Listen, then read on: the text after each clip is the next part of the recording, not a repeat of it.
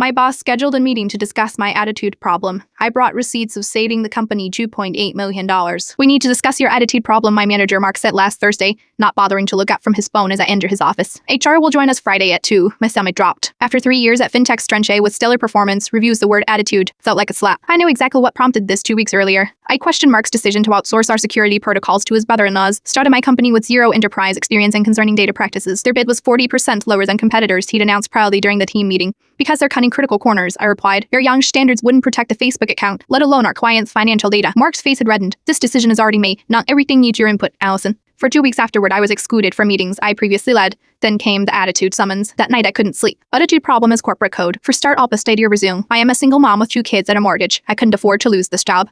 By morning, my anxiety had transformed into something else. Determination. If I was going down, I wouldn't go quietly. I spent the next 24 hours building what my daughter calls a receipts folder. I gathered documentation of every security volatility in the Outs and Sprone plan, complete with potential financial implications. I calculated breach costs based on industry standards, regularity fines, and client contract penalties. The total potential exposure, $2.8 million in the first year alone. I also printed every email where Mark had praised my attention to detail and commitment to security excellence.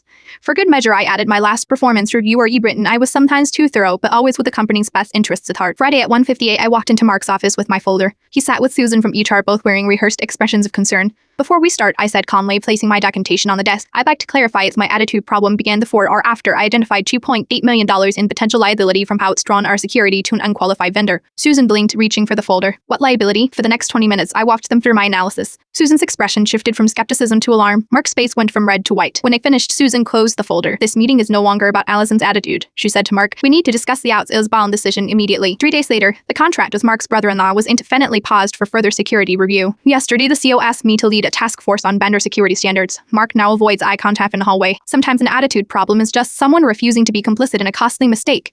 The difference between being difficult and being valuable is documentation.